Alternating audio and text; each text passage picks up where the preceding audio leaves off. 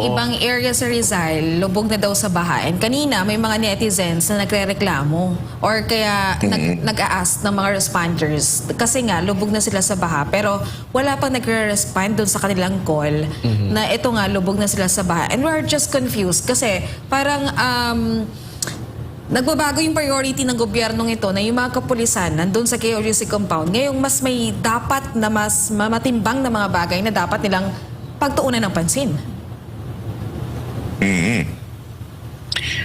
Alam mo, ito lang ang masasabi ko no, sa mga sitwasyon na to.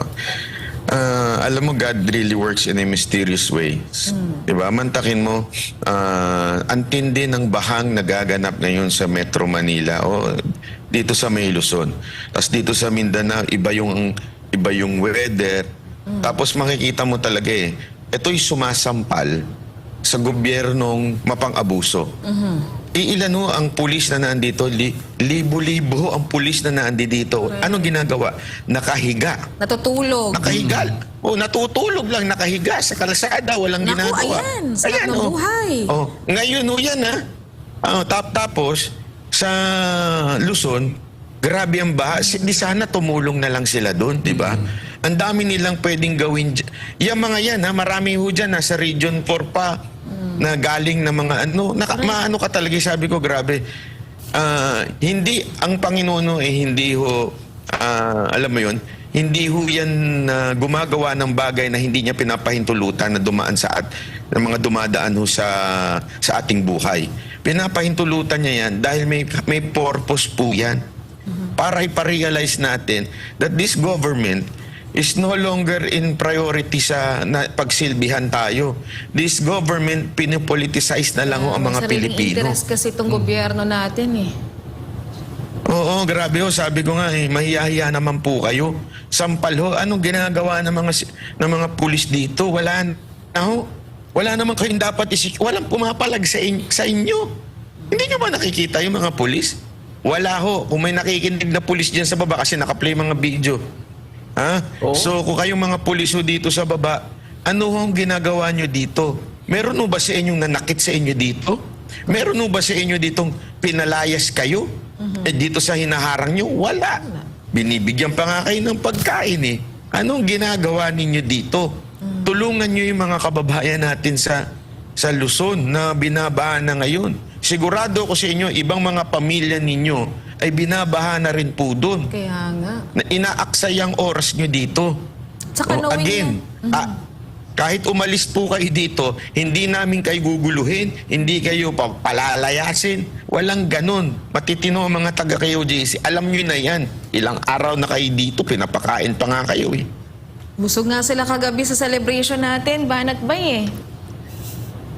Oo nga. Pati yung mga cellphone nila, yung kuryente, wala. Kita nyo yung ginagawa nila. Ayan Diba?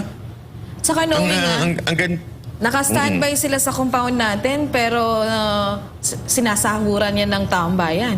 Sayang yung yung budget na instead na nabubuho sa kanila, dapat yung budget na ginagastos sa kanila, dapat igastos na lang doon sa pagtulong sa mga nangangailangan. Lalo na ng panahon ngayon na matindi yung pagbaha na nararanasan sa Metro Manila. Kaya nga wag ko kayong alam ko naman na wag kayong makisali sa awayan ng mga boss ninyo. Pataasan ho kasi sila dyan Hindi ko alam kung pag mas sipsip, mas mataas ang kikitain, o mas mataas ang bigayan, pag sipsip, pag mas barumbado, mas mataas ba ang bigayan? Kasi alam mo, yan, di ba? Kita nyo, hinarangan yan. Yan, di ba? Itsura niyan. Pero pwede ka naman dumaan sa gilid. Hindi ko alam anong purpose yun. Bakit yung pa hinarangan? Paikot-ikot din naman yung mga tao dyan. Di ba? Parang, okay lang kayo. Purpose. Alam mo siguro sila natatawa na sa sarili nila Hinaharangan nila yan pero makakadaan din naman dyan. Labas-pasok din naman yung mga tao. Maglalagay din naman sila ng parang puwang na kung saan pwedeng dumaan ng tao. Ba't yung pa hinarangan? Wala namang ginagawa sa inyo yung mga tao. Di ba kayo mga tanga lang? Di ba po? Ginagawa kayong tanga nung nag-uutos sa inyo. Correct. Yun ang totoo doon. Hindi kayo kayo po, wala kayong kinalaman dyan. Inuutusan lang kayo, ginagawa lang kayong alila ng mga boss nyo Di ba? Yes, sir. Habang sila nagpa-party. Yes po. Ito nga sabi ng viewers natin ngayon, Sir Banat, no? Very clear. Police is also the victims of high-ranking officers or kung sino ang nag-uutos sa kanila. Kaya kawawa po talaga sila, Sir Banat, no? Grabe talaga yung Bumaba yung- nangyayari dito eh. Every time na magkakaroon ng something dito, nai-insecure to si Torre. Yun. Hindi ko alam kung nai-insecure siya o baka naman pinapagalitan siya ni Tamba. O kasi sasabihin siguro ni Tamba, oh, bakit mo pinayagan si ano dyan? Si VP Sara Duterte. Oh, may boto madadagdag. Paano na ako makakapapil na naman yan sa 2028? Hindi. Tampak! Alam mo, wala namang purpose eh. Walang, alam mo kagabi nga eh, sobrang masaya yung mood at syempre dumating ang ating Vice Presidente dito. First time na may dumalaw na ganong kataas. Although si Senator Bato dumadaan naman dito from time to time. Pero di ba iba pa ho kasi pagka nga dumaan si VP Sara Duterte. Eh sabi ko nga, na kung napagalitan sila dahil dumaan dito sa kabilang gate, bakit ano ba ang plano nyo?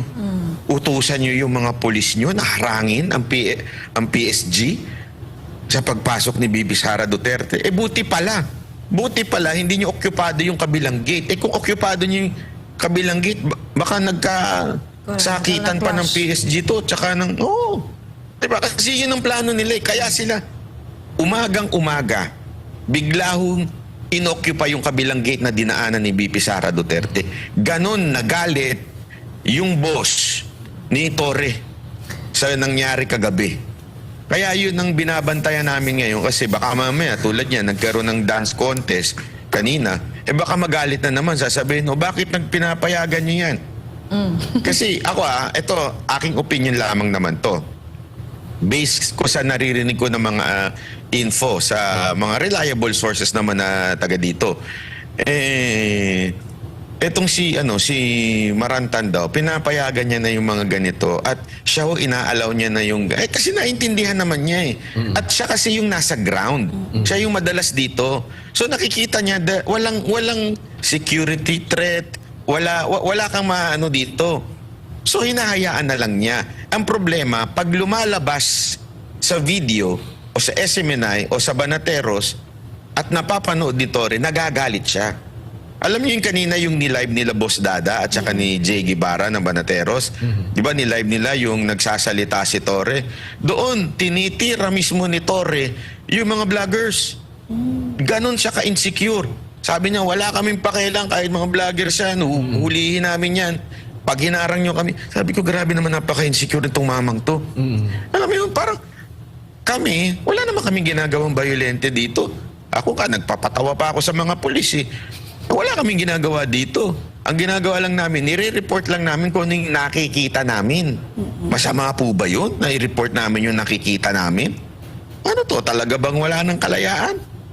Asa na yung freedom ng remember, we're not just bloggers. We're anchors of SMNI. So we're part of the media. Totoo. So, iba parang medyo, ano naman tayo? Wala naman kaming ginagawang ibang, wala naman kami sinasabi dito na kami nga madalas ako, pag nagsalita ako sa mga rally, lagi kong paulit-ulit na sinasabi, bayaran natin ng kasamaan ng kabutihan. Huwag tayong gumawa ng marahas.